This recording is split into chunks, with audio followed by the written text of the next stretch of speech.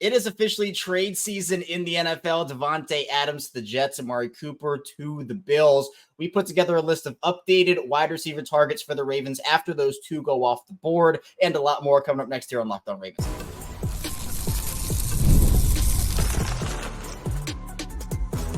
You are Locked On Ravens, your daily Baltimore Ravens podcast. Part of the Locked On Podcast Network, your team every day.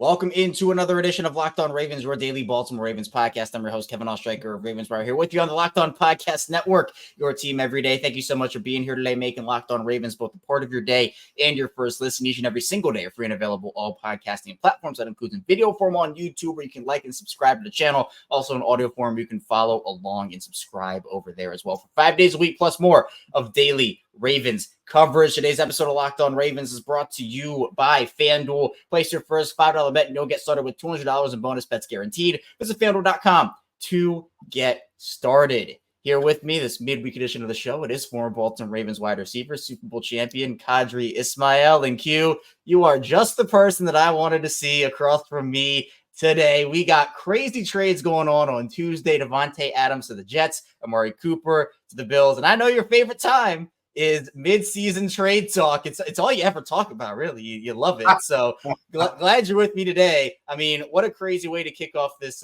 trade season, especially considering the Ravens were linked to Davante Adams in some way, shape, or form. That officially now is off the table. Well, I will say this, that there are teams that still feel that they're in it meaning they have a chance to make the playoffs. Obviously, there's that wild card weekend spot that you want to claim.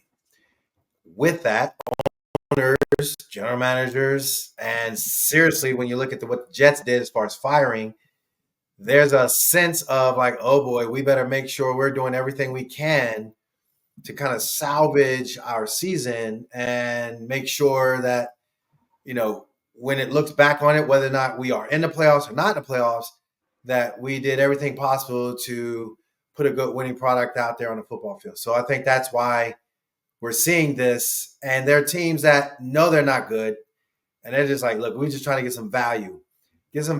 So the Kevin Ostreikers of the world, they can talk about us in the offseason and how many compensatory picks that they're going to get, and oh my God, this guy's available, and oh, look at that free agent. Oh my goodness, we were listening, and this guy from Back Mountain Waters University, he's going to be a stud. He's going to be a steal. Meanwhile, Qadry's going to be like, what? I am rubbing my hands together. I'm like, all right, we got the trade talk going. Let's do it. This is admittedly one of my favorite times of the year. And Q, I think this is why we complement each other so well, because obviously we're both involved in this whole thing where you love just, hey, man, these are the guys. Let's go out there and roll with it. And we both are kind of like, well, can they improve the team? Can they not? And we both are in on that conversation, but we complement each other really well in that regard. Now, in terms of Davante, we can just talk about this first. It was never, to me, really realistic. And you and I talked about that over the course of the last couple of weeks. The Raiders end up getting a third-round pick from the Jets that is conditional, that can actually move into a second-round pick if a couple of things happen. I believe if Adams is a first-team or second-team All-Pro, or if he's on the active roster for an AFC Championship game / Super Bowl.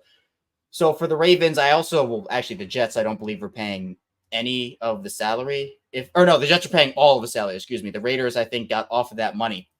So that was all something we talked about in terms of, were the Jets paying the money or not? Are the Raiders going to find a team that can do that? They did. It was awesome. It was a cool dream for a lot of people. Like, hey, Lamar getting this stud star wide receiver 1. But the money was a factor. The compensation was a factor. I'm not necessarily shocked that he's not in Baltimore right now. I'm not shocked at all. I know when it comes to the optics of it, sure, Davante Adams, an amazing receiver, one of the best, if not the best in the league, still has lots of years left to play and play at an extremely high level. To me, when it looks like this Ravens offense was left for dead in week 2 against the Davante Adams Las Vegas Raiders, what we saw, in fact, was a team that galvanized around their skill positions, tightened up things, and then exploded. And so I think with Rashad Bateman's 4 for 71, I think obviously Zay Flowers has been balling, but yeah, the 9 for 132, setting a team record as far as most catches in a half. Now we're seeing, all three tight ends just being what we know they are, top tier. And you got King Henry. So you got an alpha in your quarterback. You got an alpha in your running back that can finish off games. But you got a complement of guys that are Sigma males that can do what they need to do and are comfortable in their roles. And I don't really think bringing in Davante Adams, you said it from the financial business side of things, but I don't think bringing him in the locker room is really going to instantaneously upgrade the locker room when it comes to that chemistry that has already been developed, and hence why that team has a 4-game winning streak and why teams like the Jets are like, yo, Davante, come to us. We'll figure it out, because they need more help than what the Ravens need. Yeah, I mean, this definitely seems like some level of a desperation. Hey, man, we're 2-4. We know the relationship is there. Let's just try this thing out. But for the Ravens, they don't need to be desperate right now. Obviously, if we were sitting here and they were a 2-4 football team as well, maybe they would have to be if they wanted to maximize this year's window. But they're not. They've won 4 straight games. They've turned it around, and they can now negotiate from a position of, well, this will be cool, but we don't have to go and give away all of our future assets for this, because they don't need to. I think they're good enough as is to win a Super Bowl. Obviously, time will tell, but Davante would have obviously upgraded the offense in general, but there are other things that you factored in there, Q, that okay, well, where are we doing? Is that worth the money, the contract, the compensation? And so, again, I know I misspoke at first. The Jets are picking up all of Davante Adams' contract. Now, for a couple of names that maybe the Ravens could be looking at if they're in the market for a wide receiver, Q, we are very familiar talking about trades with this guy in them, Mr. DeAndre Hopkins in Tennessee there. It doesn't look like Tennessee's going anywhere this season. They could be looking to move off of some guys. Obviously, Calvin Ridley's expressed frustration with his targets over there and his workload. But for DeAndre Hopkins, this is a guy the Titans added on some void years into that deal. So his base salary coming into the season right around $8 million. That obviously has shrunk. The fact that we're 6 weeks into the season, I don't think it would take the compensation of a Davante Adams or Amari Cooper, a 3rd-round pick plus more, to go get him. And it's a guy that has been linked to the Ravens multiple times. And we've seen that if a guy's linked to Baltimore, sometimes they find their way back. And sometimes it works where it doesn't work out in the one situation, but then they find their way a couple years later, a la Dez Bryant, Jadeveon Clowney, a couple other guys in that conversation. Do you feel like DeAndre would fit into what the Ravens do on offense? And obviously this is a run-first team, but we're seeing Lamar spread the ball around a lot more. And obviously adding a vet to the wide receiver room, depending on who it is, I don't think would hurt. Yeah, I think he could be. I think that would be in large part to what they feel as far as Nelson Aguilar and what he would or would not, contribute down the road. I think for D-Hop, the clutch catching ability that he has, the big game, big moment style, one hand grab in the red zone and such, that would depend upon Nelly. And if Nelly is not necessarily doing what he needs to do, and they feel like, apples to apples, let's go out there and get, D-Hop, I could see that. But if Nelly, again, it's a week-to-week league. And once you show, look, I am this valuable dude for your squad, there's a certain comfort level, there's a certain camaraderie, there's a certain knowingness. And you put all those things together, it makes it hard for a general manager to justify getting rid of one guy for another. But it would all have to depend on Nelly's play.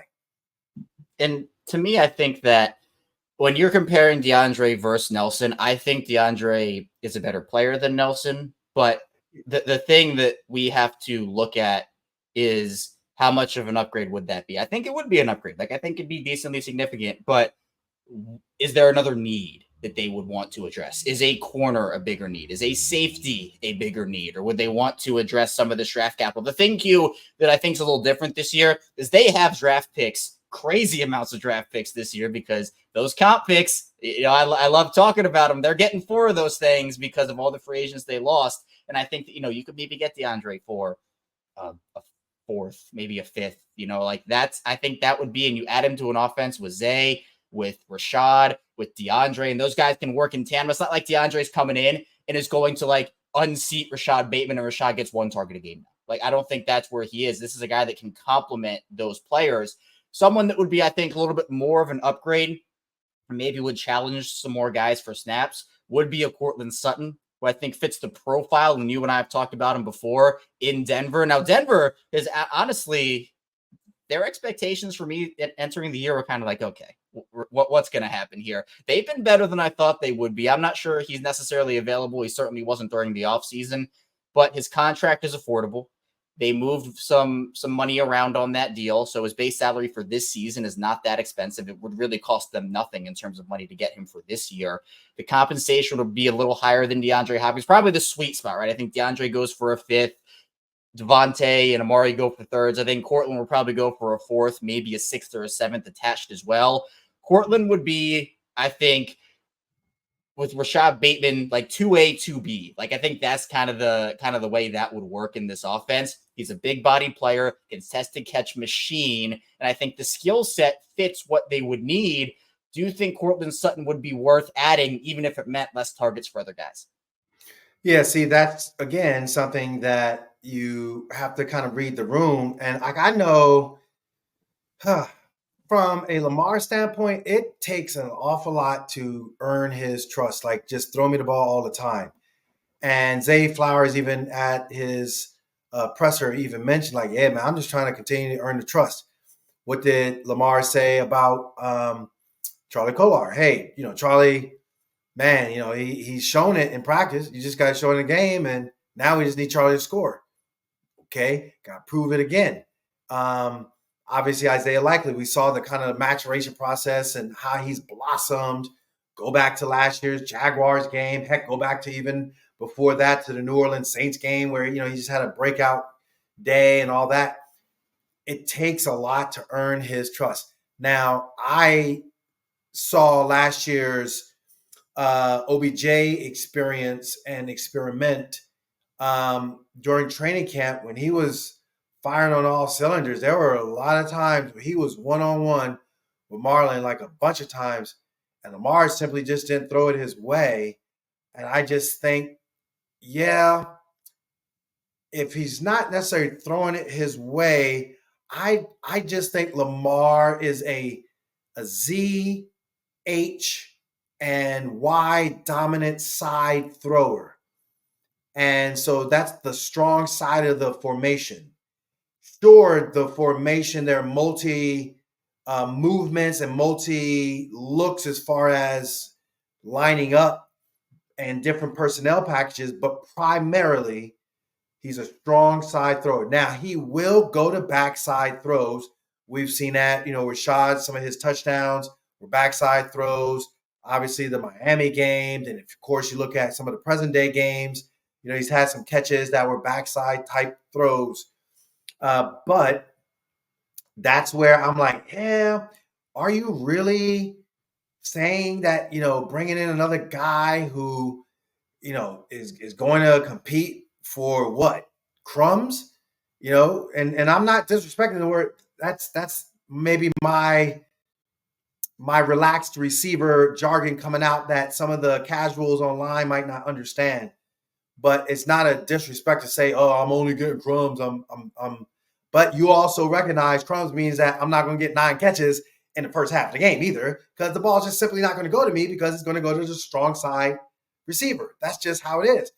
And so you got to factor that in there as opposed to, not for you and I, but I think just the, general Raven Nation, the flock got to recognize we can't throw out names and just expect them to plug and play. Whereas, when you were saying DeAndre Hopkins, I'm D-Hop, I could see him in that Nelly role. And, there was a contested catch that Nelly missed in the Raiders game that I think D-Hop that's like a routine catch for him.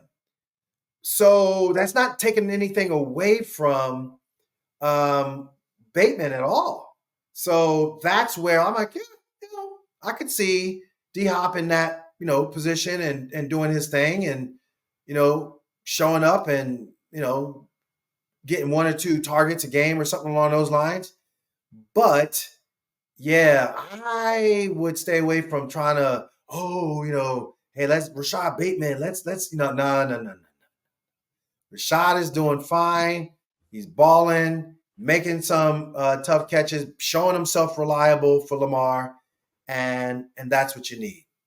Yeah, and I think we know Q. Lamar and Rashad have established a connection this season, and Rashad is a big part of this offense, and they need him to be in order for them to win a Super Bowl.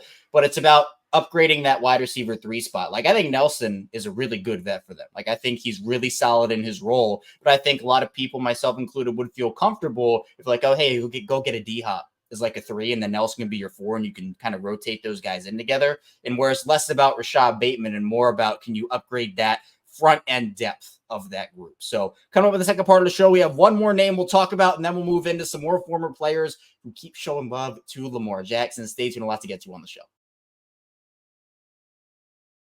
First, the show is brought to you by LinkedIn. When you're hiring for a small business, you want to find quality professionals that are right for the role. That's why you have to check out LinkedIn Jobs. LinkedIn Jobs has the tools that will find the right professionals for your team faster and for free.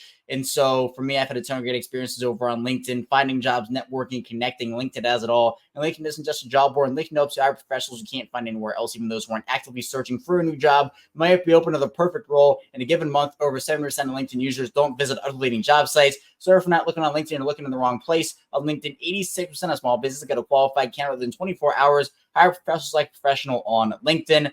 Post your job for free at linkedin.com/LockedOnNFL. That's linkedin.com/LockedOnNFL to post your job for free. Terms and conditions apply. And the show is brought to you by PrizePicks. PrizePicks is the best place to get real money sports action with over 10 million members and billions of dollars in awarded winnings. PrizePicks has made daily fantasy sports accessible to all. You just pick more or less on at least 2 players for a shot to 100 times their cash. Run your game all season long on PrizePicks. And PrizePicks has so many things to offer. I love going on there, seeing everything that is new and that PrizePicks is putting up. You can now win up to 100 times your money on PrizePicks with as little as 4 correct picks.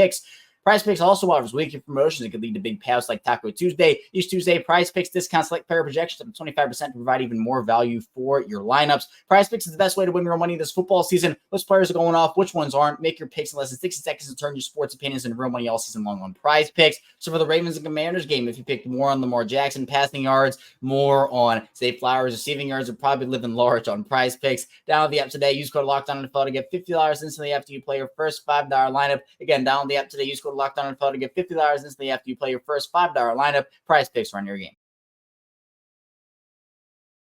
We are back, our second segment, Locked On Ravens. Kevin Oestreicher and Kadri Ismail still talking with you on this midweek edition of the show.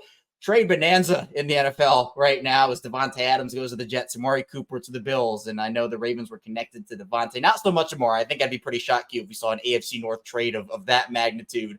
But we talked about guys like DeAndre Hopkins, Courtland Sutton. This team truly needs a wide receiver. One name, Q, that popped up now that Davante is on the Jets is not Garrett Wilson, but Mike Williams of the New York Jets, who apparently the Jets are making him available. He is a big candidate to get moved. Another big body player. The injury history is real there, right? I think, when he's on the field, he can be great, but he's been injured for the majority of his career, unfortunately. That's a guy who I would probably say him and Nelson would split snaps at 3. But again, is that big enough of an upgrade to even go and make a move? Are you on board or off board on a potential Mike Williams-Baltimore pairing? I mean, I'm more off board than on board. I think he, his better days are behind him. I think, again, you look at what sure, it was kind of underthrown ball last time we saw Monday Night Football, the Jets and Bills. And he kind of awkwardly went for it and it got intercepted. And I just think D-Hop makes that play. So that's where I'm like, are we really, getting an upgrade or at least somebody to compete with Nelly? I just don't think so. So no, I think he's serviceable guy and, but no. Mm-mm.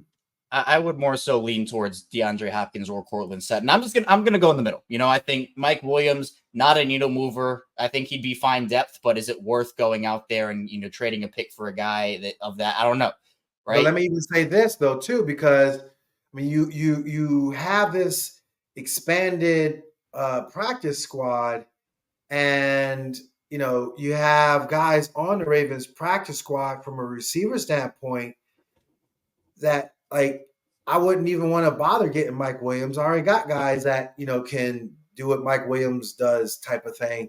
Sure, his size is intriguing, but they're not like overly like, oh wow, size is what we need or we're lacking. That's why you got Isaiah Likely. Isaiah is your size guy that can go up and jump up and get it, a la the Bengals game, a la the Jags game last year, and all the things. So yeah, I'm tabling big time any Mike Williams thing, and let Andre Miller, if you really need a guy, let Andre Miller come up and fill that role. If Nelly is just not getting it, but he's getting it. So I mean, he's getting it done.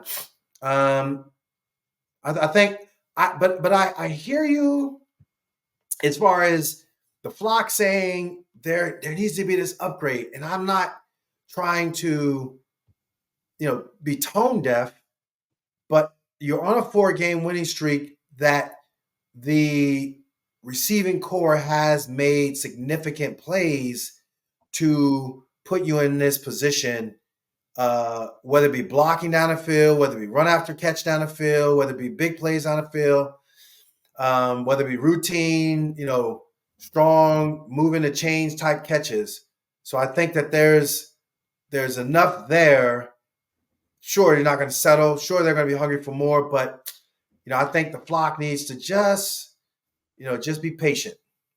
Yeah, and I think too, the big thing with me on this isn't a need for the Ravens. Kind of like what we talked about earlier. They don't need to get a wide receiver. Like, it's not like if they don't get a wide receiver at the deadline, their Super Bowl chances are done, right? We're none of us are going there. But I think with me and kind of my stance on it is an upgrade is an upgrade. It just has to be worth it. It has to be worth it. So I think that, look, you talk about this offense, you're right. This offense is making plays, right? The offense has been dominant. Lamar looks great. Derrick Henry looks great. Zay, Rashad, all these guys look great. But I think even adding a DeAndre Hopkins would put even more pressure on defenses. Wouldn't cost you a ton of capital. Wouldn't cost you a lot of money. It's that type of acquisition would be worth it for me. And Mike Williams, I'm just like, I don't. That's kind of like I don't think the Ravens need that. No, absolutely with you as far as DeAndre Hopkins. I think again, I just reference back to that Las Vegas play. Nelly had a step. It was an underthrown ball, but as a receiver, you got to make that play. I've seen it. We, not just Kadri, we have turned on any YouTube highlight of DeAndre Hopkins. We have seen that dude make that type play, and he's made it in spectacular fashion as well. So there's plenty that when you look at it, if it's financially feasible, okay, I can see figure out how to keep both going, and yeah, I could see D-Hop doing his thing in purple. Yeah, it'd be a nice compliment. And those three, Zay, Rashad, DeAndre, would work well together. So I think a Hopkins / Sutton is more worth it, even if it's going to cost more than a Mike Williams. If you're going to go for an upgrade, go for an upgrade. Don't kind of be like, oh, this is a 1% upgrade. Go for like the 25, 30% type deal. I think that's what it should be there. But Q, moving on, Lamar Jackson still is getting love, man, and he should be in the MVP conversation, in my opinion, the front runner for the award right now among a couple other guys. And Chad Johnson was on Nightcap, obviously, with Shannon Sharp, and was given love. He mentioned Ryan Clark's comments about Lamar and Jaden Daniels, and Ryan saying Jaden Daniels is a better passer than Lamar right now, this, that, and the other. And ended up talking about, look, he endured all those comments about, oh, is he a running back? Let's move him to wide receiver. And those narratives are already so just ridiculous out of the gate. but he talked about how Lamar's honed his skills as a passer. He's improved every year. We're seeing it this year, and he can throw a bullet in there. He can put touch on that football, the accuracy, the precision that he works with, and it really just went to bat for him. And I thought it was really cool because we're seeing more and more of this for Lamar, especially with the way Baltimore's offense is humming this season. People are respecting the gravity Lamar has. They're respecting his skills. And again, to hear it from peers, you included in this conversation, Q, to hear from current former NFL players on just how incredible Lamar has played and is playing this season, it's just a really cool thing to see that all kind of come to fruition, because you and I have been talking about it for years, right? We've been on that train. But for the rest of these guys to see it on a consistent basis is awesome. Yeah, I think it's interesting. There is that Lamarite kind of fan where it's just no way you can constructively talk about Lamar's weaknesses. And there is the Raven flock fan that sees the growth and maturation of Lamar from first time he got to training camp throwing wobbly passes to like literally overnight just like smoothing it out to the Greg Roman, hey, historic, run dominant, Mark Ingram, all that, blah, blah, blah, to the, well, he needs to throw it on the outside. And unfortunately, you had guys who just weren't good enough to be open, or to, when they were open and he's throwing it to him to complete the catch on the outside. So he's like, screw all that. I'm going with my boy, Mark Andrews. Obviously, the Hollywood Brown experience and him asking to be traded.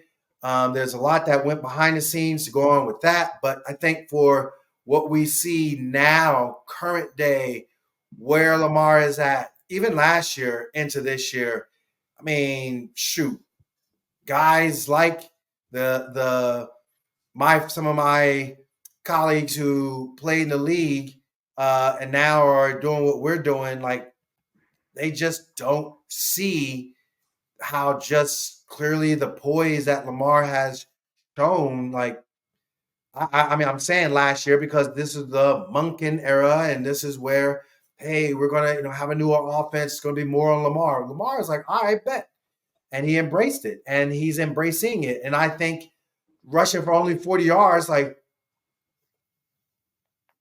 I got this guy, King Henry. I'm not gonna waste my legs. I'll be strategic in running the ball, but I'm going to make the strategic play to my outside guys. You are going to pick your poison on what you're trying to defend.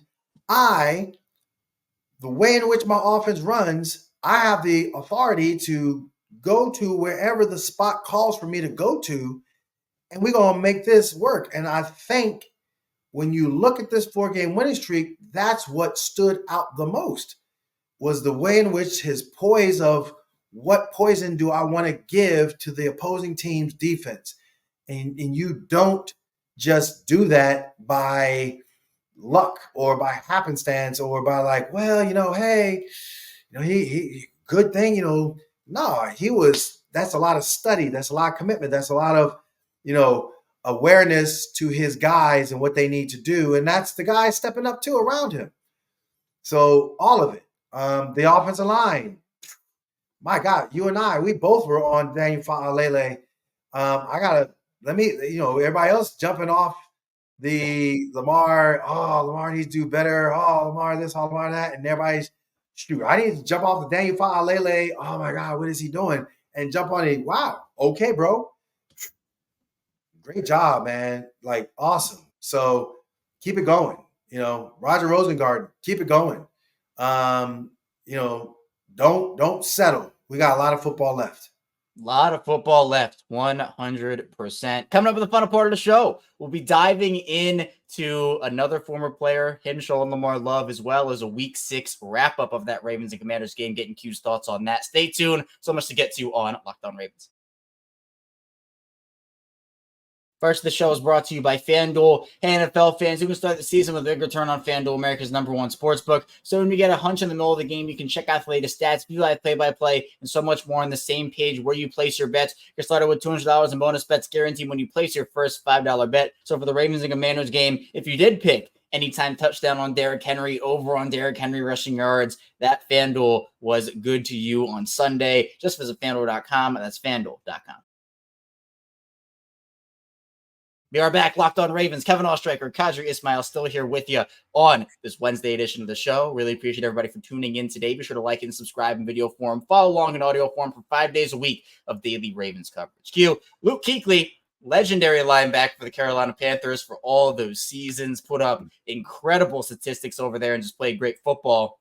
He went on the Kay Adams show and was asked about Lamar, was asked about the Ravens, and said, quote, all Lamar's really ever done is win games and score points and go to the playoffs. I just think they're big, they're physical, they know what they are. Lamar's a problem. And this is it, right? They're playing into their identity, but they're playing off of it more. Where teams sell out to stop the run like the Commanders did on Sunday, the Ravens say, all right, we're going to work play action off of that. You're going to cheat those linebackers up there. One-on-one Zay Flowers, one-on-one Rashad Bateman. Not a lot of corners could consistently cover those two like that, and we saw it. 13 catches, 13 targets for those two combined. So I like what Luke Kuechly's saying here is because, look, Lamar has won games. Lamar does score points. Lamar does go to the playoffs. Obviously, the playoff record is a different conversation, but when it comes to teams trying to stop Lamar Jackson, especially regular season Lamar Jackson, I mean, I think that's one of the most difficult tasks in sports.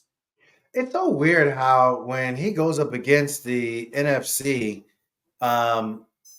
he just like destroys dudes. And I think part of what is presented is what Jaden Daniels is going through as far as guys just not expecting, what he does. And now that puts pressure on teams to kind of figure out how to adjust.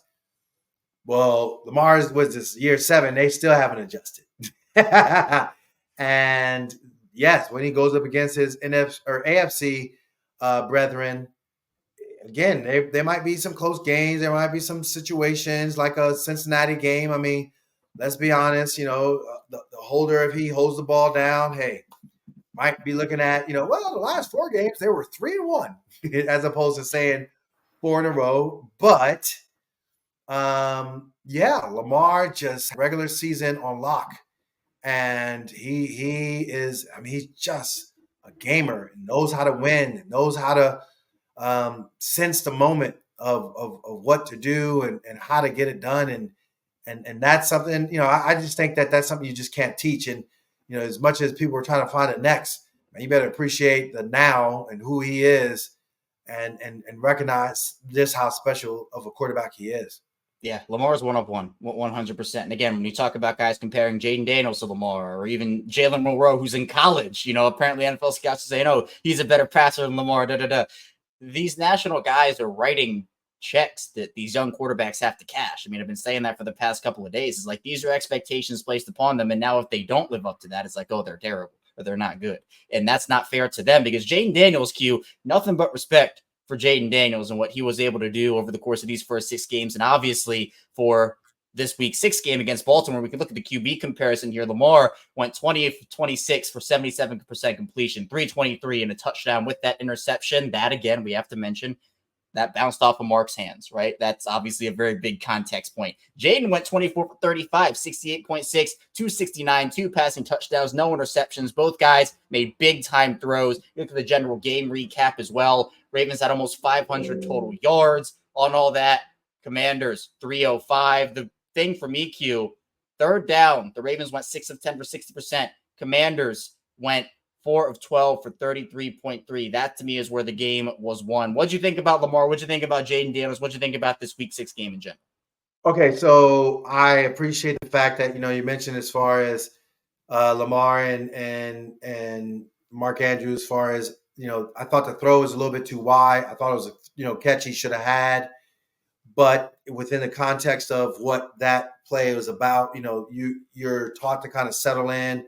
You don't want to get in the outside throwing lane. So there's some miscommunication. I think that was involved. But the secondary for the Ravens, I mean, 33% is just like locked in focus. The Commanders offense, there were like a couple of drops. There were a couple of throws where Jaden wasn't as on point, and to the point where he should have had an interception by who was it? Rodarius.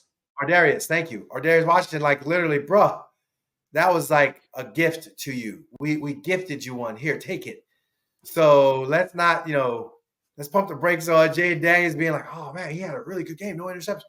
Nah, he had some throws that, he got lucky on. That's the game, so it's not like a harsh criticism or anything of that nature. But I'm just saying, like, bruh, that should have had a pick. Yeah, and again, the secondary, obviously, there's some concern there. This is a defense that is bottom 5 in a lot of pass categories right now.